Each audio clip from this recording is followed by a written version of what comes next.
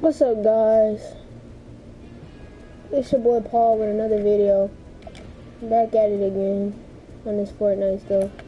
I'm finna play solo. And just pop like, okay.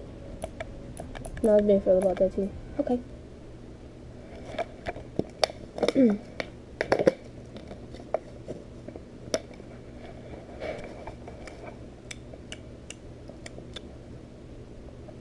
Oh man. I just sorry for that. I went Igma. I went Ligma. No net. But I can't wait till the school year to start. I'm gonna be a freshman. Let's go. But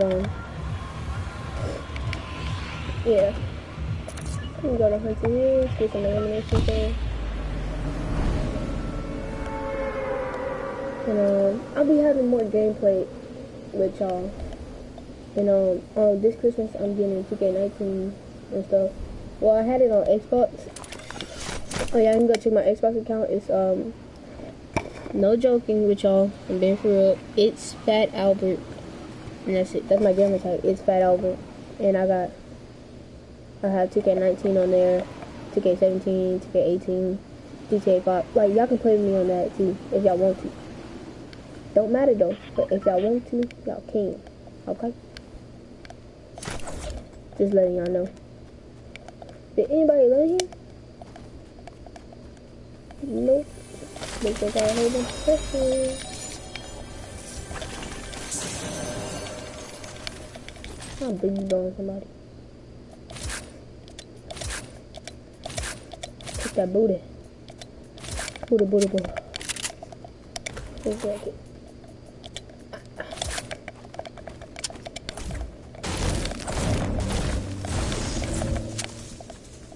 What do you mean? Okay.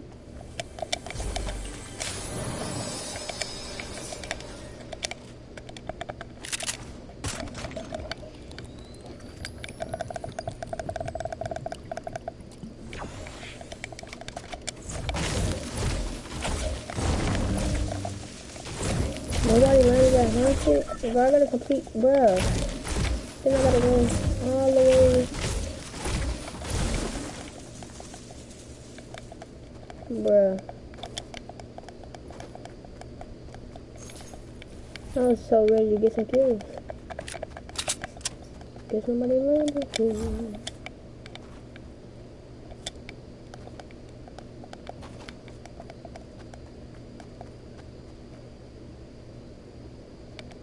Nothing in there.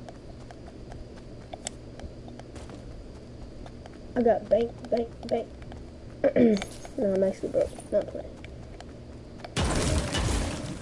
So y'all go check out my boy YouTube that way. That's his gamer tag, YouTube that way. He's a big supporter of mine. He helps me. I appreciate it. Cause if it wasn't for him, I wouldn't have this. Right here. I wouldn't have nobody to watch my stuff. And thanks for the new subscribers. Alright.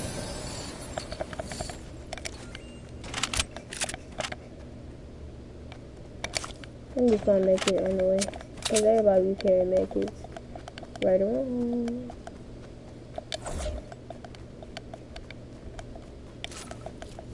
But I need to find a shotgun. Ooh, finally. Right when I said it.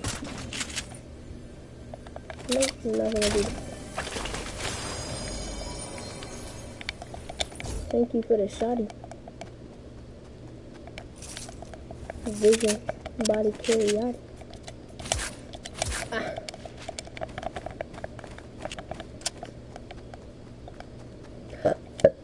Oh, excuse me. And I'll be doing a lot of challenges on 50 vs 50.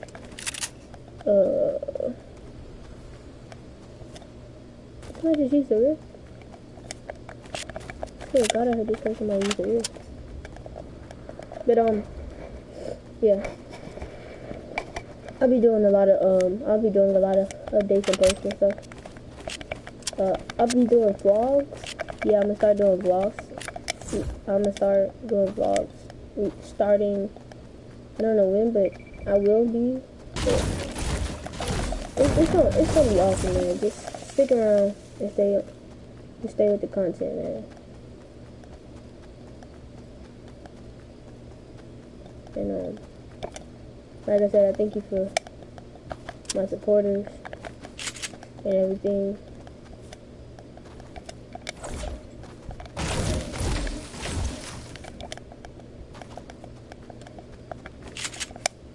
But not a single soul. Yep, there goes one.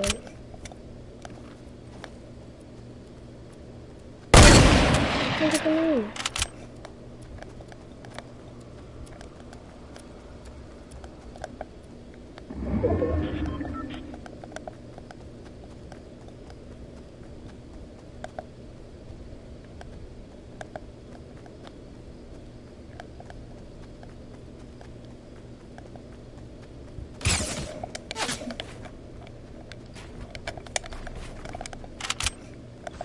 But this game here is crazy.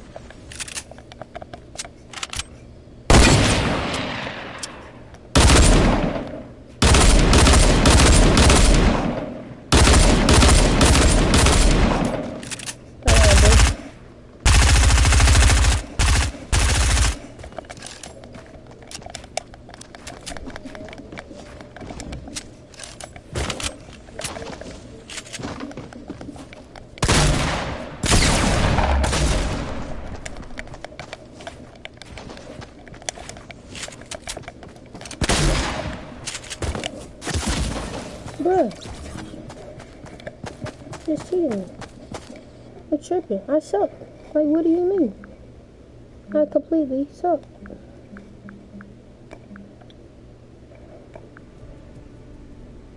Hold on, y'all.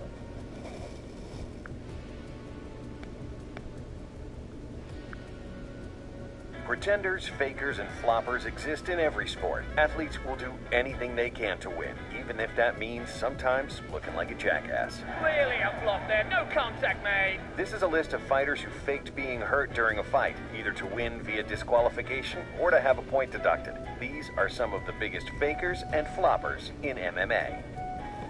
In 2014, Ozzy Thomas took on Mario Said at Cage Warriors 72. Said, who was 6-2 at the time, was declared the winner via disqualification after his opponent landed an illegal kick. It's all.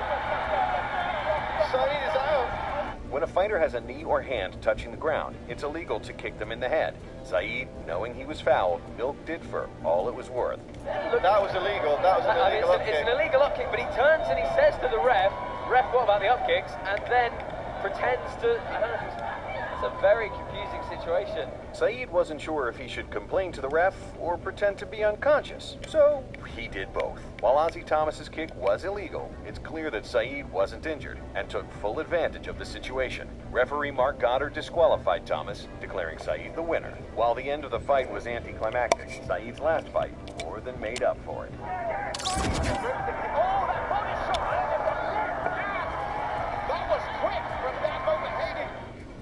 Thought Mario Said was good at pretending to be hurt?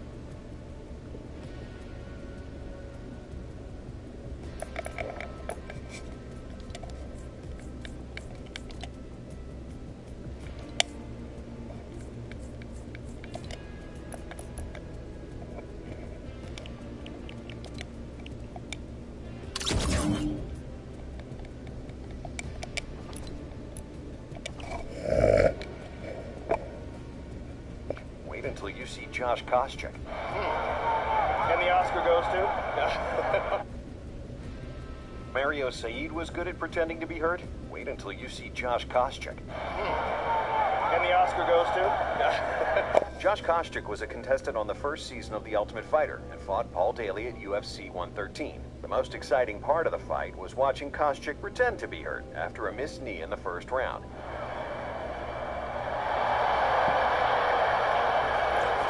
Daly threw a knee that, if it landed, would have been illegal, only it didn't land. Oh, wait a minute. He didn't even hit him. Koscheck successfully had a point deducted from his opponent and won the fight via decision. Daly, being frustrated, landed his best punch after the fight.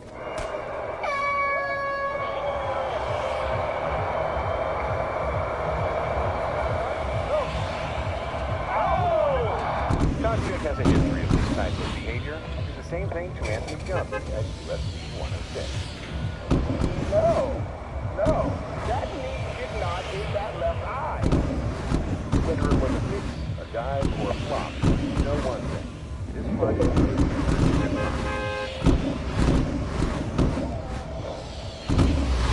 in 2010, Eddie Bengtson fought Alexander Emelianenko in Russia.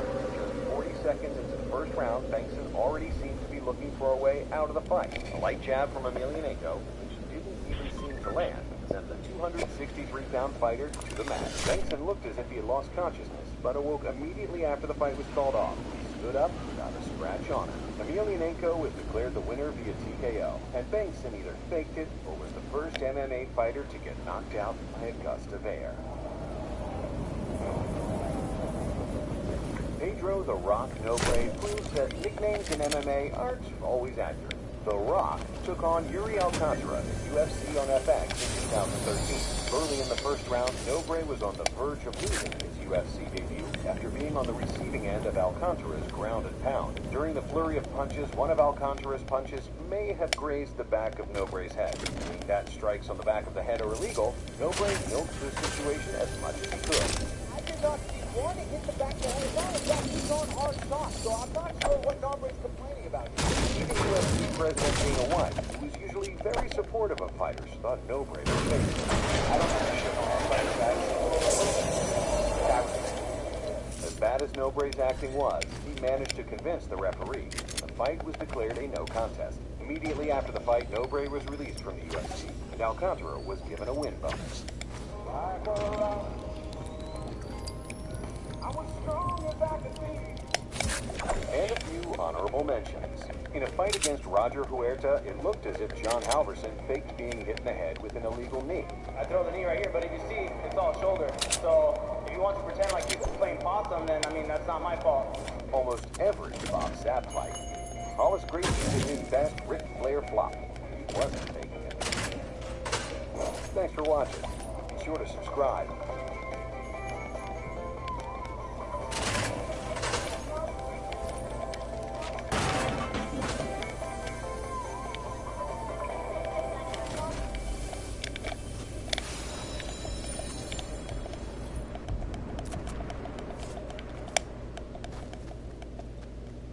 Watching your favorite fighter win feels good.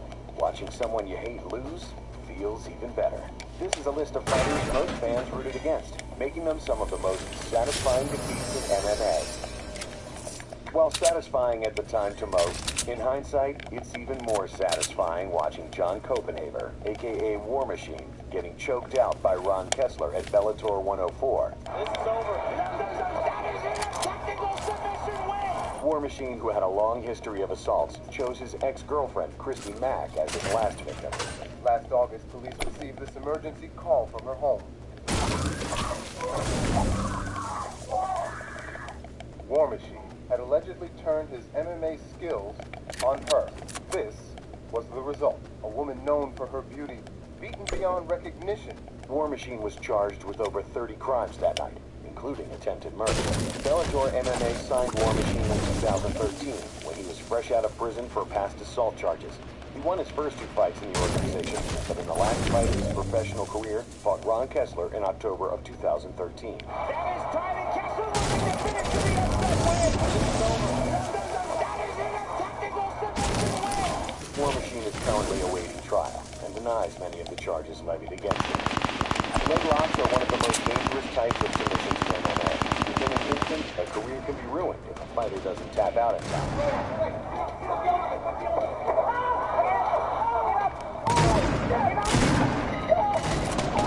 Usamar Palaris, a leg lock specialist, has been shunned by the MMA community for not letting go of submissions after his opponent taps out. Gets a hold of that heel hook and watch him crank this thing. And he's tapping and he's still not letting go. And he's still not letting go.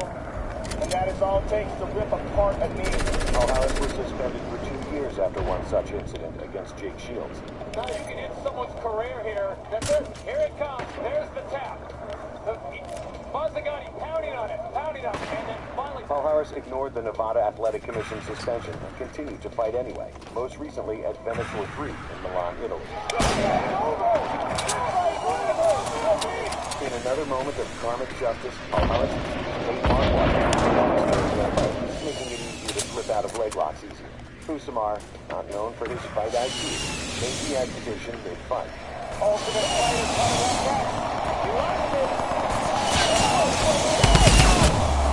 Marquardt. He's pointing at Marquardt to say he's weak. And that's what he's tagged. The referee ignored Marquardt's fight.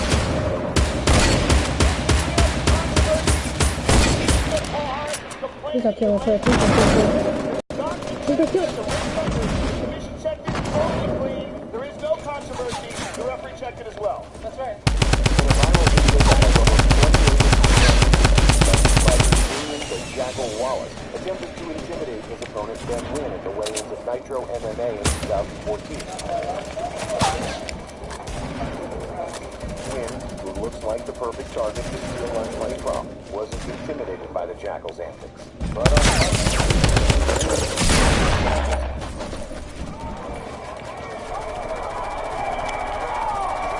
Wallace was KO'd just 25 seconds. One fight later, Wynn was signed to the UFC and is currently 2-0 in the organization. Calculated, stone-cold killer. Look at this. Michael Bisping is an easy fighter to hate, from his brash attitude to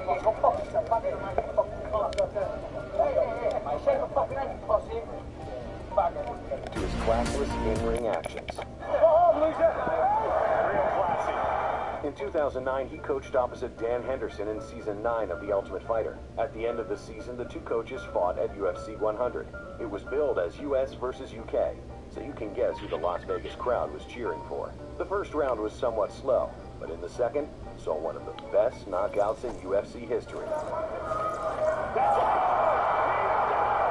Bisping was knocked out 3 minutes into the second round, then was knocked out even more when Henderson followed up with yet another punch. Out cold, and here's another one just for good measure.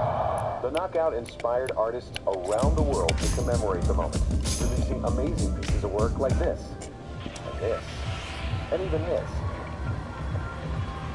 And a few honorable mentions. Tony Bonello talked quite a bit of trash during his stare-down with Manila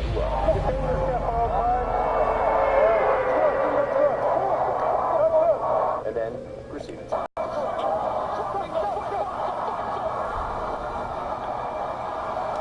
Jeremy May touted his Jeremy Jitsu defense system all throughout The Ultimate Fighter Season 7. My fighting style is, I like to call it Jeremy Jitsu. It's a combination of whatever it takes to beat your ass. Nobody trains Jeremy Jitsu, so he's going to have his hands full. He's going to be like, what the heck was that? You're like, I don't even know, it's just what I do. So, unfortunately for him, Matt Brown wasn't listening. Dennis Holman lost a bet and was forced to wear this to the ring. And what an unfortunate choice in shorts. I guess he's actually going to fight like that. Brian Ebersol wasn't amused.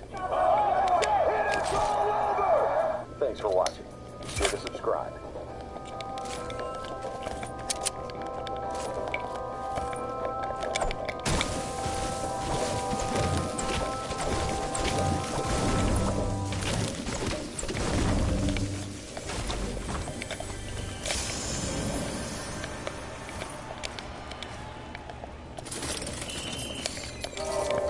Professional climber is years of training. I have 3 training sessions a day, so I need painter loop that's long lasting.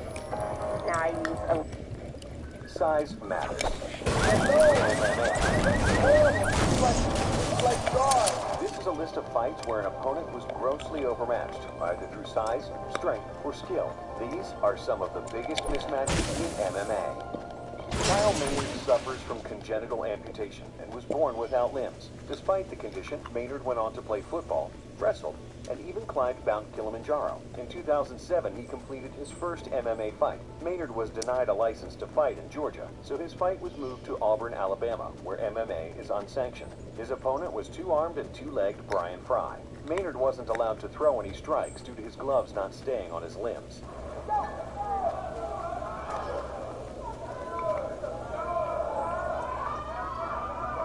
I'm looking for Kyle to probably close the distance here and look for a takedown. Maynard's opponent, Brian Fry, kept his distance for most of the fight, not allowing Maynard to get close to him while employing a light jab. It's apparent Fry's game plan was to win without injuring Maynard, who was the crowd favorite. In the end, Fry was declared the winner on all judges' scorecards, and Maynard hasn't fought since. Emmanuel Yarbrough, 600 pounds. Daiju Takase, 160 pounds. Sound interesting? Well, it wasn't. There's a bit of a spectacle to this. This is funny. Yarbrough has slowed significantly. In one of MMA's biggest freak show fights, UFC 3 veteran Emmanuel Yarbrough fought Daiju Takase in 1999. Emmanuel Yarbrough weighs in excess of 600 pounds. It was Takase's first MMA fight, and Yarbrough only had one MMA victory prior, a submission via smother. Most of the fight was spent in circles around the ring. Takase is getting a warning for stalling, evidently. Then, finally, late in the fight, Yarbrough scored a takedown. No! You gotta be out of your mind! This is horrible. This is like Jaws. Unfortunately, he was never able to advance position and eventually submitted to punches. Oh my God! He tapped out! Unbelievable! An anticlimactic ending and the last fight in Yarbrough's MMA career. Yarbrough died last December at the age of 51. In 2009, Fedor Emelianenko fought Brett Rogers in Strikeforce. Both fighters were coming off impressive knockout wins over former UFC champion Andrei Arlovsky. Emelianenko was a heavy favorite to win, having not lost in the past 10 years, while Rogers was still virtually unknown, working at Sam's Club only months earlier. Rogers did well early in the fight, cutting and possibly breaking Fedor's nose with his first punch. And look how Fedor's nose is opened up with a jab. Rogers was a plus 500 underdog, meaning if you bet $1,000 on him to win, you would win $5,000 back. Fedor looked sloppy, mostly looking to land one big punch, while Rogers continued to batter Fedor with hard shots. Fedor getting pounded. He's getting hurt here. Fedor started to slow down, seeming almost on the verge of exhaustion. The chance of Fedor now being drowned out by the chance of USA. Rogers, while tired, pushed the pace. Rogers attacking now. Then, the unthinkable actually happened. And Brett Rogers showed up even when he was too tired to do this one. He gets the chance to expose the world to his talent. He knew he'd get the chance to change the fortunes of his family forever. For this 28-year-old former Project Kid. Rogers was knocked out 1 minute 48 seconds into the second round. Don't feel too bad, though. In 2011, Rogers pled guilty to punching and choking his wife. Before his fight with Fedor, Rogers was 10-0 in MMA, winning all 10 fights via knockout. His post-Fedor record now stands at 17-10. You can always count on the Japanese to put on ridiculous mismatches. In a match of skill versus brute strength, 360-pound took on 160-pound Kiyoshi Tamura. It was Tamura's 36th fight and Sap's 7th. What will Tamura be looking at when he faces you across the ring? Right here. Martial arts can be a great equalizer. With enough discipline and skill, one can defeat any opponent, regardless of size. That man there, Bob Sapp versus Kiyoshi Tamura with a low kick. Bob Sapp coming in and eating a right hook. Gets the right hand and drops Tamura. Oh, they have thrown in the towel. Just kidding. The little guy got his ass kicked. The fight lasted 11 seconds. And a few honorable mentions. This soccer mom signed up for an MMA fight after seeing Ronda Rousey on TV.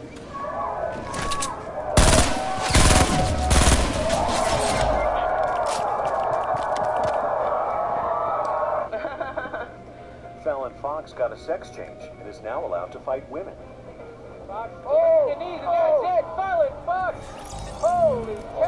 This professional wrestler got lost on his way to a wrestling match and accidentally ended up in the ring with Mirko Cro Cop.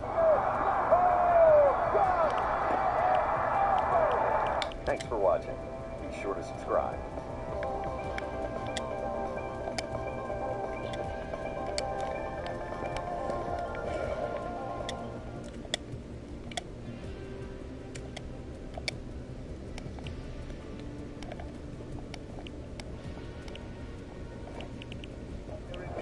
There you go.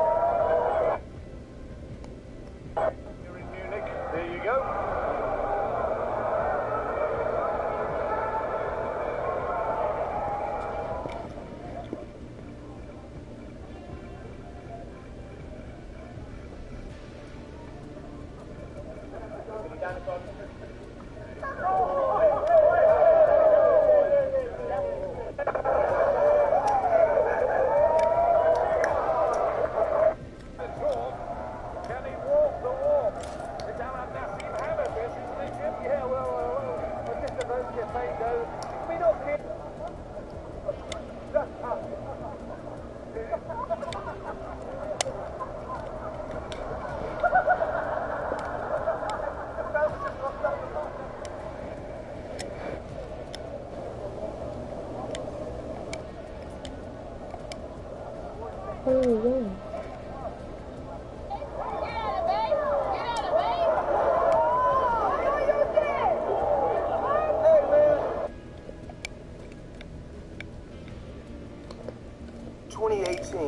Floyd Money Mayweather, MMA. What are the odds, Patty? What are the odds?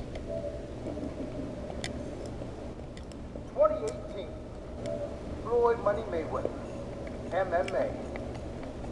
What are the odds, Patty? What are the odds?